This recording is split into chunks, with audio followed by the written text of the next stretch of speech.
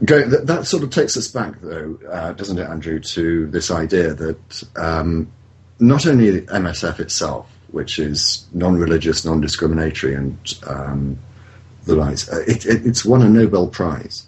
These are secular people doing wonderful work, and they're being supported by the likes of you and I and Michael and Concordance. This idea, I think, of only Christians can do good things is probably one of the most offensive comments I get as an atheist. Is there anything that upsets you more than this idea that you can't be good without God, or you have no morals without God? No, I think that pretty much is that, as you say, to a non-religious person, really, and especially to a sort of, self-identifying non-religious person, pretty much the most offensive thing that gets said. And, it is really in the face of all the evidence. As you say, there are excellent secular charities like Doctors Without Borders. There are 2/3 of charities in England are not religious, are secular charities.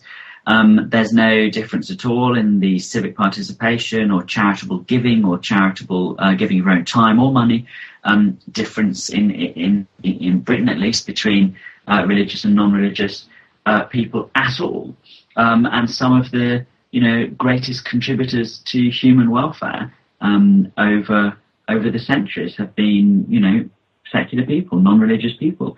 So I think it's deeply offensive when you hear the idea, or even when the idea just persists, sort of floating in the wider culture around us, that somehow you're morally deficient if you don't assent to some sort of religious proposition. I mean, I think in many ways, thinking that morality is something that flows purely between individual human beings and is about our life and its quality in the here and now, is a far more moral position, is likely to give rise to much clearer morality than ideas about human beings that suggest that they might go on forever in some sort of better place. So I do think theme park in the sky. Yes, exactly. And on that point, I mean, going back to this idea of Christian values and that ridiculous journalist from the Telegraph, I would have thought that, if nothing else, if you were going to claim that your morality comes from the Bible, then the one thing that you are going to be able to do is name the Ten Commandments. And I have yet, well, almost without exception, I have yet to find any Christian or purported Christian who can actually name the Ten Commandments. And I think that speaks volumes. But I know Michael wants to talk, and then we'll go to Concordance. Well, I just wanted to say, too, I view this as mainly a public relations thing that many secular organizations have to do. I mean, regardless of whether or not it's actually true, we know that it's not true, that there's a lot of secular people who do a lot of great things. But I think what we have to do more of and do better is actually publicizing the fact that we do these pieces of work and making that a real focal point of our organizations that we do have. I know a lot of organizations in the US and Canada have been focusing on the Light the Night Walk for leukemia and lymphoma. I know the British Humanist Association does a lot of work around various different, a lot of different charitable work. So I do think it's something that we have to really focus on it, not just in doing them, but actually publicizing, making it aware to people that oftentimes some of the most charitable people and the most giving people and the kindest people aren't motivated at all by religious scripture. I mean, I think that it'd be interesting to know, because I just don't know enough about Canadian society to say this. I think that generally in Britain, I think most people would be pretty clear that the claim that non-religious people didn't behave morally wouldn't come from most people. Most people in Britain would believe that non-religious people were doing good just the same as anybody else. Because I suppose that's because there are very large number of clearly not religious people in Britain, so that everyone knows, a friend or a family member who's a perfectly decent, good person, who's not religious. So I think that generally, and social attitude surveys bear this out, people don't think there is a link between religion and morality generally in the population. I think the people who do are religious people. So I think it's interesting to know how one would target those people in bringing to their attention the sort of work you're talking about. So I wonder if that's something that is also the same in Canada. Well, I think it's interesting, you bring that up. A lot of churches, especially where I am in Toronto, it's very cosmopolitan, and there's the churches that are very well known and successful. There's one called the Metropolitan Community Church, which has no official religious affiliation. It's basically just a community group called a church that does charitable work. So even in the most liberal cosmopolitan areas, religion or church or community are pretty much synonymous with each other. And I do think that a lot of people that go to the MCC church and go to a lot of the more liberal churches in Canada are about as religious as I am. But they see that their way to be a good person or to engage with society and try to make the world a better place is through religion or through a church group. And I think that's actually, like in my experience, that's actually been true. That it, for a period of time while I was in university, I very badly wanted to do some foreign aid work. And it is nearly impossible to do that type of work without going through a religious charity, at least in Canada. And a lot of the time they're nominally religious. I even had one of the Toronto organizers of Campus for Christ say that he'd allow me to go on a trip with them. And he knew I was an atheist and part of a campus atheist group. He said, it's no problem, we just want people, but you would have to sign this document. And the document did include religious belief, and it stated that I wouldn't have homosexual sex on the trip. And it was, there was a lot of deeply offensive things because it was basically a statement of religion, and it was offensive not just in the content of it, but also from both sides, saying that I essentially had to lie about myself in order to engage with issues that I really cared about. So at this point still, I think I'd love at some point in my life to go and do foreign aid work for even months or years at a time.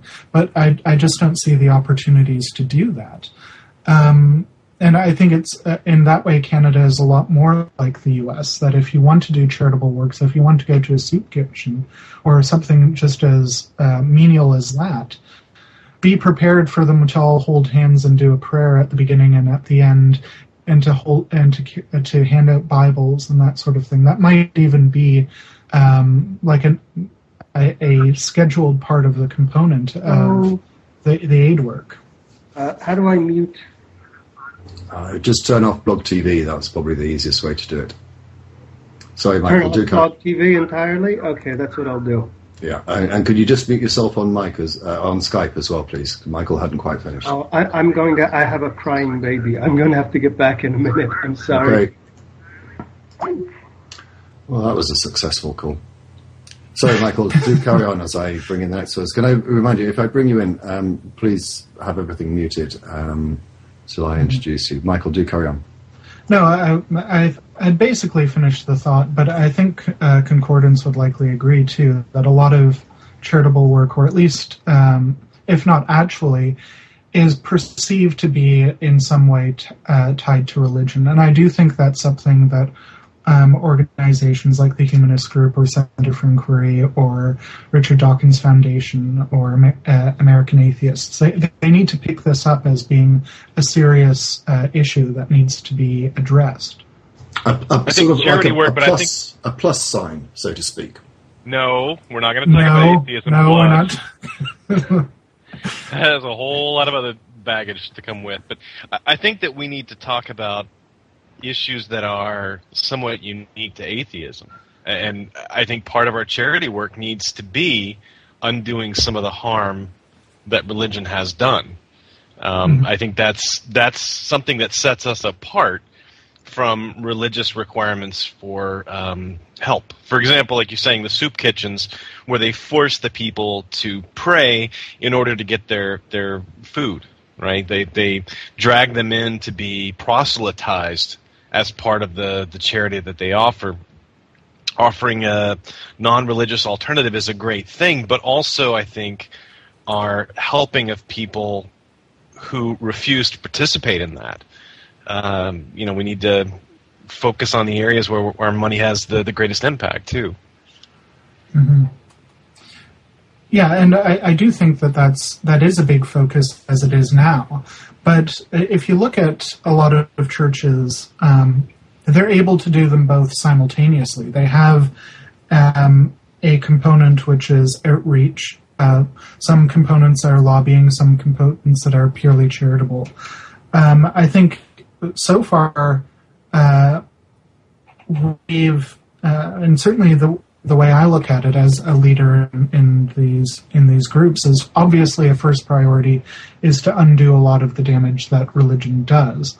And to educate, because I do think, again, going to an earlier point you made, that even at our best, at our very best, I'll get someone that signs up for a membership with Center for Inquiry Canada, and they'll say, I love what you do on the religious front.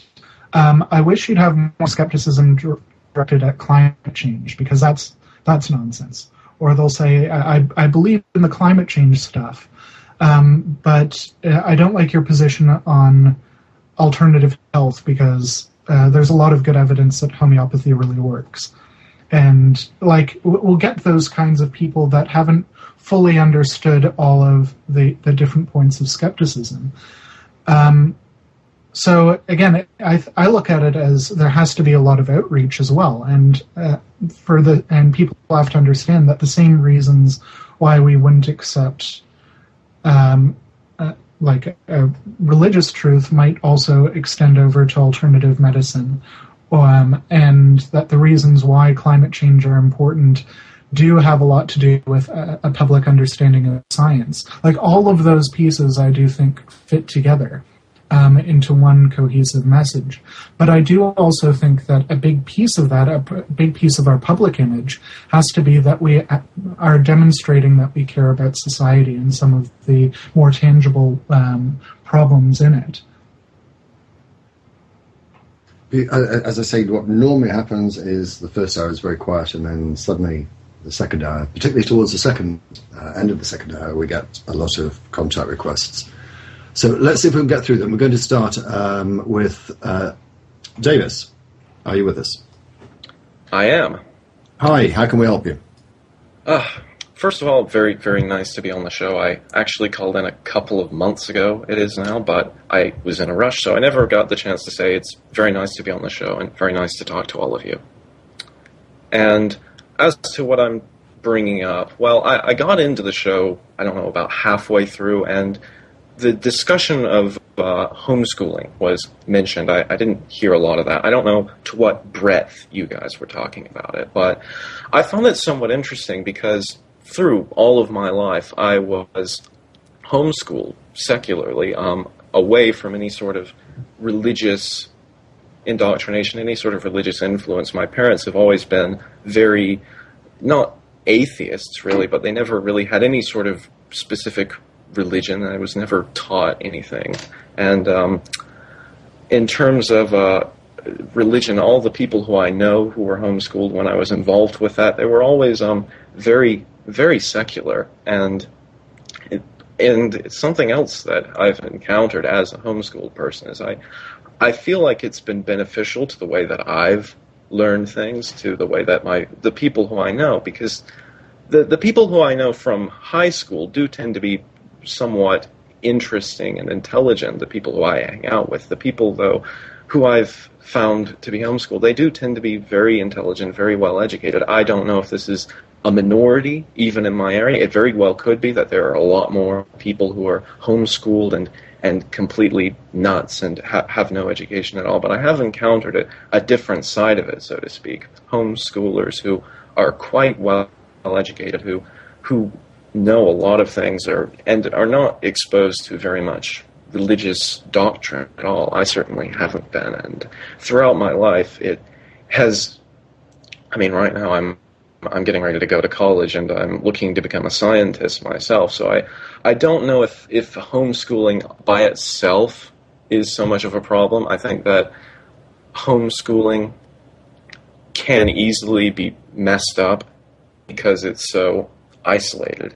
But I think it also can equally be done quite well. I'm not sure if you guys reached any conclusions about that, but I think you raised an interesting point, because I think that growing up in a school environment with other people interacting is very much a part of the educational process. And I do think you may have hit upon a chord there with the idea that, you know, if you're isolated at home and you don't have that same social structure, you might be, however good the educational quality is, you may be missing out on something. Who would like to comment on this? Concordance. I just sent my daughter off public middle school when she went transition from elementary to middle, and it took, I mean, it was a very painful experience because she's now in a school with 14 and 15-year-olds. The community we live in is, I won't say ethnically diverse because it's not diverse. It's three groups, but they're all about equal. It was a mixture of very, very low income people who on a day-to-day basis I probably would never come into contact with. And, you know, that's the environment my child is going into. There was one young girl who brought her newborn baby up to orientation. So, you know, it's a broader world. That was the point where we started thinking, wait, should we be doing homeschooling? Are we doing a disservice here by putting our child into an environment where they're exposed to all these things? And then, of course, we started thinking that's entirely the wrong attitude. You can't control, you can't protect up to a certain point. I think that homeschooling is a natural desire to put your child into the most optimal situation possible. But in some cases, you're probably doing a little bit of harm in terms of the diversity of their experiences, both good and bad. That's not to say you should tell your kids to tap dance in the middle of the highway, but it's saying that they should be integrated with their community. They should have common experiences with other people. There's value in that. That being said, the defense of public school done, some of the most exceptional kids I have met through my daughter's various activities here in town are homeschooled children. And in many cases, the mother or the father who homeschools is a former professor or a professor. Or has some sort of an advanced degree or extensive educational background. I think that there's a lot of that out there, too. I think that religious-based home education is probably harming people for entirely different reasons, though. You know, trying to keep your kids identify exposed to what are those reasons? With the fact that they're not being exposed to the entire body of knowledge. They're getting a biased and filtered set of instructions that will prevent the kinds of careers, prevent them from being successful. If they take that bent towards science or medicine, they will be so far behind the curve, or their mind will already have been, if you will, poisoned against an honest pursuit of knowledge, an unbiased representation of the body of knowledge. I've got no problem with the word poisoned at all. I totally agree. Michael? Well, I was actually going to make the suggestion that actually I do think that enculturation and in a lot of cases the social atmospheres that children interact with in schools is a very important part of growing up and an important part of their education. That actually playtime and getting to understand other children is actually part, and should be considered part of their educational process. That if you're going to grow up and have a job of any kind beyond simply sweeping a floor, you're going to have engagement in some level of politics, of having to build teams, lead people. And I think having a diverse atmosphere with which to grow up in actually helps that quite a bit. I agree. I have to comment on Cream's post in the blog chat. If you're homeschooled, you're always top of the class. This is another issue. And bottom. That too, but Davis, was there another point that you wanted to raise? I think there was. Always top of the class. That's interesting. That's usually not how it's done, but actually ever since I was about 14, I've almost in some ways been the director of my own education, and that I've kind of focused on things which I've really enjoyed myself, and I've just spent enormous amounts of time looking at these things myself. Do you think do you think you're unique in that? If other people are going through the same sort of process that you went through, so far as schooling is concerned, they may not have that sort of sense of inquiry, that sort of like discipline that you have had. So whilst your homeschooling, you seem to be suggesting, had no bad side effects on you, it could on other people, or do you think not? In terms of side effects, I think definitely, if I were to, recommend homeschooling, I would say that it depends distinctly on the person you're talking about, definitely, because throughout my life, I've any subject that I've really enjoyed, I will just spend a lot of time looking at it because I enjoy doing that. Some people prefer something that is more structured, where they have someone else to help them through it. My sister, for example, she's not uneducated in any way, but she just prefers a different sort of way of being taught. And so she has a different way of going through things. Yeah, but what do you make of Concordance's point, where he says, unless you get the basics, for example, in science, mathematics, and the like, however much you might subsequently want to try and catch up, you're always going to be at a handicap. In terms of the basics, I think that most of the people who I know do know the basics of most things. That there is a general idea that most homeschooled children will be taught by their parents some level of basic science, basic math, basic stuff. And then after that, most of the people who I know, like, for example, some of my friends are now taking college classes they're high school students technically, but they're taking college classes in subjects that they're really interested in. They're going online and doing stuff there and stuff that they're really interested in. But the basics are kind of the framework laid out. Now, this is all contingent on the other thing that I think really depends on if homeschooling can be successful, and that's the parents. You have to have parents who are willing to do it in a way that's going to be conducive to learning things in a way that is going to be enjoyable and is going to be doable. And I think that a lot of parents here are capable of getting it incredibly wrong, and I think there are some who are capable of doing it correctly. I was lucky enough to be with parents who were very capable of doing it correctly, and most of my friends are too, but I can say that I probably am speaking from a small minority. I'm sorry to cut through you. I just want to make this point quickly, and then I am going to move on for reasons I'll come to. I moderated a conversation between Aaron Ra and I can't remember his name. He was someone that Aaron met at the Reason Rally, a creationist. 2 hours of conversation, and at one point during the conversation when they were talking about evolution, and this lunatic was saying there's no evidence for evolution and completely misrepresented what evolution was and whatever. He got to a point where he said, well, tell me what evolution is, because when I homeschool my kids, I'm going to need to know what to tell them. And I facepalmed at that point. The idea that someone like that is going to homeschool their children is, for me, quite frightening, because he quite clearly would not have the ability that your parents obviously did. Davis, I am going to move on, though, and as I say, the reason is that I know that Andrew has to leave us very shortly, and I want to try and fit in one more caller, and he's been somewhat quiet. I'm not entirely sure that this caller is going to be asking about a topic that you're going to have a view on, Andrew, but we'll give it a go. I'm back, sorry. I have to say that the gist of the topic or question that you wanted to ask has left me with a great deal of curiosity, which is why I took you out of turn. Okay, so here's what happened. I got involved in a question of abortion, and the question came up. Oh, sorry, I forgot the brown nosing. Concordance. I love you. Woohoo! because you're the cutest dinosaur that ever there was. Thank you. And Michael Payton, you sound like that little creepy guy from Bones. Sorry. Anyway, You call that brown nosing?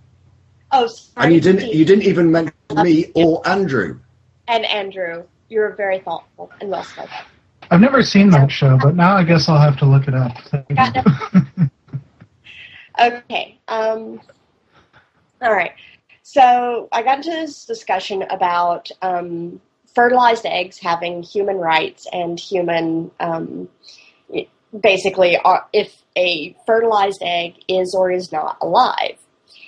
So the person's guess was that if the Mars rover dug into the soil of Mars and picked up a fertilized human egg, would they have found life on Mars? And it's like, if they found a fertilized human egg on Mars, is it or is it not life? That was his question.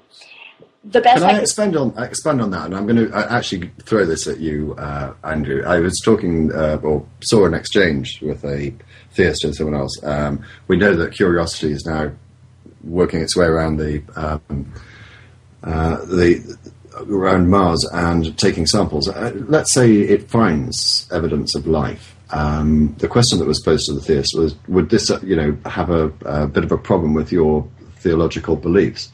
And I have to give them credit for it. They said yes. It would really mess up my beliefs. What's your view on this? I mean, do you think it would undermine a lot of religious people's beliefs, or do you think that they would come up with some their usual implausible explanations? Well, that's God planted it like He planted the fossils to confuse us. Yeah, I think that religious believers would find ways to accommodate that new reality, in the same way that they did when we discovered that the sky was not a firmament to bowl over our heads, but something else. So I think that every time some new discovery is made that indicates that the idea that God made the world as the centre of the universe and made people out of mud is probably not very well evidenced. Every time a new piece of the jigsaw is uncovered to show that's not the case, people work to accommodate it and assimilate it into what they say, and something else becomes a metaphor after all, or something else becomes symbolic after all. And God retreats up the mountain and through the sky and into the gaps between particles over time. That's what happens. People assimilate these realities into their religious narratives, and it continue without much of an impediment. I think the question about the question that's just been asked about life, yes, it would be life, but it wouldn't be a human being. I mean, there's a difference. I think the moral argument of that's involved in questions of abortion is whether or not, well, in the United States, let me say, because this is not an argument that really wages in the same way in most parts of Europe, is that, is not really a human rights one. There are very few reasonable, serious people in Europe who would try to accord to a fetus or to a fertilized egg anything like human rights. Concordance. An egg is life. An unfertilized egg is life. It's even human life. It's distinctive in that it only has half the chromosomal complement of a diploid organism. But a sperm is life, and a sperm is human life. If you want to attach any kind of significance, it's the fact that we've done the genetic shuffle dance. We've got these two disparate chromosomes suddenly tossed together. That's I guess the only magical event that would suddenly say, we have sperm and we're okay with spilling them on the ground like some people do. Not me, of course, but some people do all the time, several times a day in some cases. And then you've got eggs, which no one seems to have much of a problem of disposing of eggs. Actually, maybe the Catholics do. I don't know that for sure. They do. Oh, that's true. All right, so that's a little hitch in my plan. But when you put the two of them together, there is an event that occurs, and that has to do with the joining of the two. So that is a distinctive genetic system. I'm working my way through the question,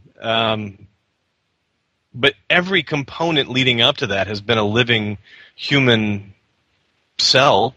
It's just not a human being. It's not a sentient, autonomously viable organism yet.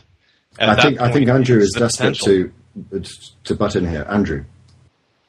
Yeah, I mean, I only really to agree and to maybe try and find some more language to express that same point. I mean, there's a difference between, human cells, whether they're eggs or, hair cells or any sort of cheek cells or whatever, and a human person, a human being who is a person to whom we would accord rights, and to whom we would feel some sort of moral obligations because they were an actor with thoughts and feelings in the moral landscape in which we live and move. And I think that's really the important point. I don't know what your caller has to say about that. Well, let's go back and find out.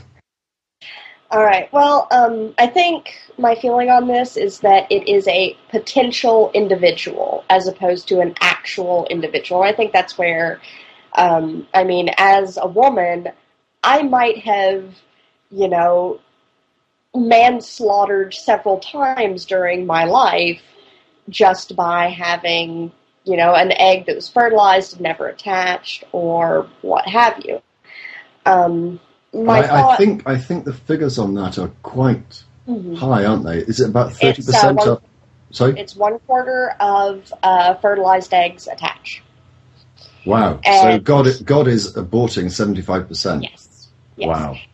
And he, his thought being that a fertilized egg on Mars would, of course, somehow be viable.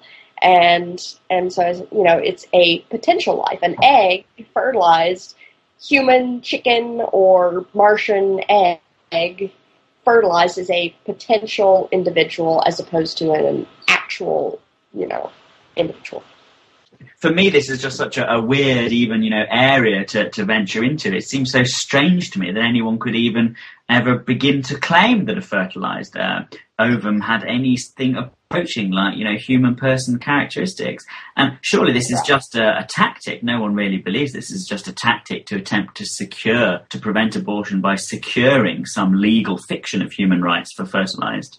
I agree entirely, Andrew. And what I find extraordinary is that obviously going back to America, the amount of anti-abortion people. Apparently, after birth, the quality of life is not so important because they also are probably one of the strongest countries in favour of the death penalty.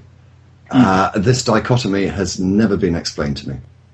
Yeah, let me be the devil's advocate on this. So, the one event that I can honestly say makes fertilization a useful point from an ethical standpoint is that that is the first time when you have a unique combination of genetic events, genetic elements that come together that start the formation of a distinctive person.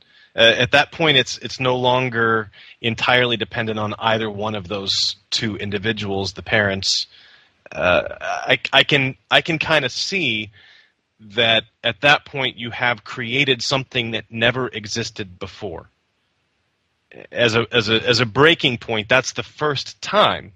Now it's not viable at that point unless everything goes to plan, but that's the first time that you have that matching up of genetic elements. Maybe there's something to that. That's certainly what I've heard from pro-life people. It was that, and I've debated against pro-life people for almost 5 years now, and it's one of the biggest points they make is that, oh yes, we understand that it might not make sense and it might not be a person, but they think from their standpoint, it's almost like risk aversion. They think that you can't go back any further. So that should be the time they start, or that's the time when we begin life. in some states, they do go back further. I recall one law where they actually set the date of 2 weeks life, before. like 2 weeks before. Yep. Abortion laws often do set the gestational time 2 weeks before in order to establish the timeline for legal abortion. That's not uncommon. Sorry, I think it's a really interesting question, but I really, and I'm aware of the time, I'm going to move on, but thank you very much for the call, and please call back on a future show, because I think it's a very interesting topic. But I want to get one last caller in, whose name I've forgotten. Hang on. Where are you? There we go. This is the caller we had before with the crying child, so hopefully he's sedated the child and will be able to talk to us. Oh, wow. Am I on? You are. Wow. That's amazing. I've been following you guys for a long time. Lifelong atheist. I see I don't have video, do I? Don't worry about that. We're running a bit short of time, so let's cut to the chase. I'm going to make this short. I've been following a lot of skeptical stuff and a lot of atheist stuff, and it seems that I see this recurring theme where if people express some sort of doubt about their belief, they're instantly categorized as atheist. Let me explain. Matt Dillahunty loves this one. He loves to say, if you don't accept the claim that there is a God, you are by definition an atheist. I'm not convinced that this must actually be binary at all times. As soon as we're talking about scientific things, we can talk about the degree at which we accept something. For instance, I accept the theory of evolution as proven very, very well. Big Bang Theory looks good, a lot of evidence to support it, but I wouldn't say it's nearly as sound as the theory of evolution. Why doesn't this work with belief? Why can't someone say, well, to some degree, I'm convinced there is a God, or there isn't a God, or something like that?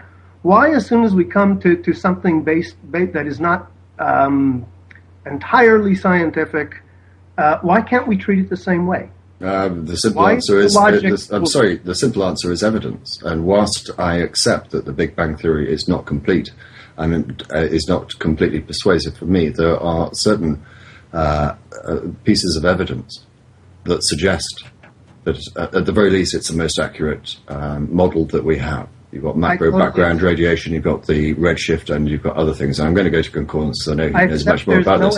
But when you're talking about faith, I'm sorry, please. When you're talking about faith, by definition, is belief without evidence. So there's your answer, isn't it? I agree. But many people claim to at least have some sort of personal evidence. Now, that's inconsequential. I totally agree. That's not empirical evidence. A person's belief. I'm sorry if I'm talking over you. I'm just trying to cut to the chase. A person's individual experience is immaterial, so far as I'm concerned. There are people who believe and persuasively convinced me that they believed in a particular God, whether it's Allah, whether it's Yahweh, whether it's a Hindu, whether it's a Buddhist or whatever. There are people that convince me they've been abducted by aliens. Personal belief is inconsequential, so far as I'm concerned, because it cannot be tested. I agree, and you're missing the gist of my question. I apologize if I am. Okay. The gist of my question is when people are... You get people saying, well, I don't really believe there's a God, then instantly they say, well, you are an atheist. And what I'm trying to discern here is whether or not atheism has to be binary. You are an atheist or are not. Why can't you be, excuse me, let's say 90% atheist? I'm pretty damn sure there's no God, but I'm going to allow a small, just a little bit of probability that maybe there is, the same as you would to any scientific theory, for instance. Now, I'm not saying there is any evidence. Because of the time, and I'm sorry, I know I'm cutting through you, and I know it appears I'm being impolite, but I'm going to go to Andrew. Else has to say about I'm going to go to Andrew. Well, I don't have anything particularly profound to share about this topic, apart from to say that yes, there clearly are degrees of belief and degrees of unbelief. I mean, there are people's beliefs in this matter exist along a spectrum. There are some people who are totally convinced that there is absolutely no such thing as a God, certainly no such thing as a theistic God. There are people who are totally convinced that there is, and then there are people that, you know, shade into either end of that spectrum. I think I'm not familiar with the sort of discourse perhaps that's being spoken about there when, as I understand it, people have the label atheist attached to them by other people. But maybe, you know, Concordance will respond on that. I think, however, that I would be pretty comfortable in describing most people who I know whose beliefs were agnostic as atheists in fact. You know, I know very few people whose beliefs on God are agnostic who live their lives as if there is a God. Most people whose beliefs on God are agnostic that I know live their lives as if there isn't. They live their lives essentially atheistically. They determine their morality and think about the world in an atheistic way, independent of what they might say their beliefs are about God. So I think there's some legitimacy to say that people who don't believe in God are most likely to be, you know, what we would call atheists. They live without the certainty that there is a God. And I think that atheist, for me, is the opposite of theist. And, you know, if you don't believe in a theistic God, then you are an atheist, as far as I was concerned. But I wouldn't really seek to attach labels to people that they didn't welcome themselves. Perhaps I've missed the point of the question. I don't really understand it. It's not something that's perhaps transferable to a British situation where most people are functionally atheists anyway. Well, I would add a plus to your comments and go to Concordance. You know, this has been a topic on YouTube for the last couple of weeks or months.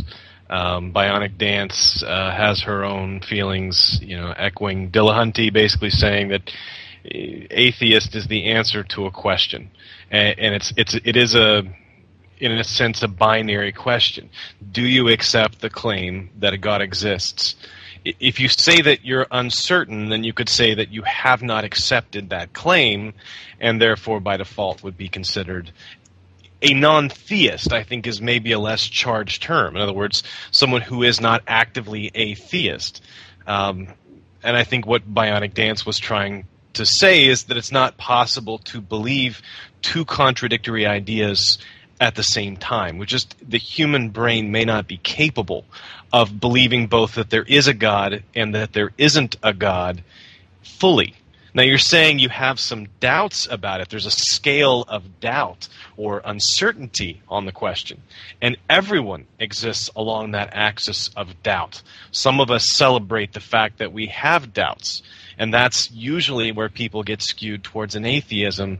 Everyone, I think, probably, not quite everyone, enters atheism through the agnostic door. I do not know, but I strongly suspect that the answer is no. So the question is it strictly a binary situation? I think the answer is probably yes, but that does not tell the full story. So you are either a theist or an atheist, at least in the trivial sense. In the trivial sense that when asked a yes-no question, you can't really say yes, but maybe, right? Or no, but maybe. You've already committed to one of those two positions. It's a semantic argument. I don't think it really matters. I think we get distracted by it, and it leads us down these long paths of semantics. It's not terribly useful discussion to be having. I'll pass it up to Michael. Yeah, I don't see it as being a binary discussion in any sense, particularly not only just because you can have varying levels of certainty, but also that in my experience as well, I've seen many different definitions of God, and that I think I started out with being fairly certain that the man with the white beard in the sky that lives on a cloud, that was false. But when as I developed, the other modes of God and religion started to erode as well.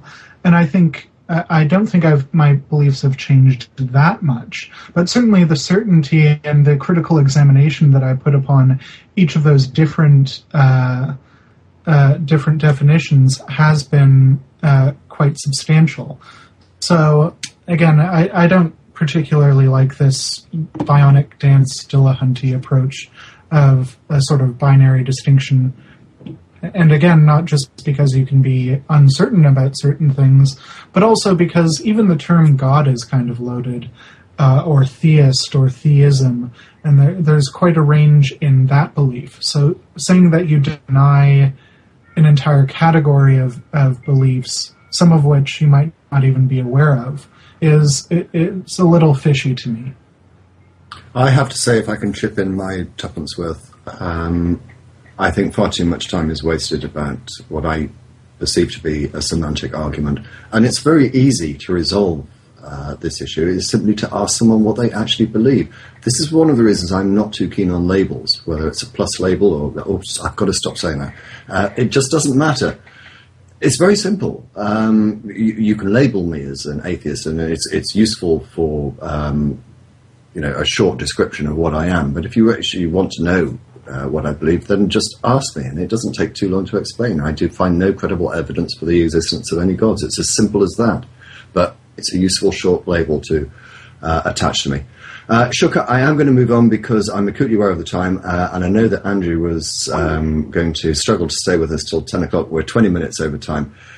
So I'm going to finish it off in this way. And actually, I just want to say this. On this issue of certainty and whatever, I'm always reminded when this topic comes up of one of my favourite Feynman quotes, which I scribbled down. I've probably got it slightly wrong, but he says, "I can live with doubt and uncertainty and not having an answer.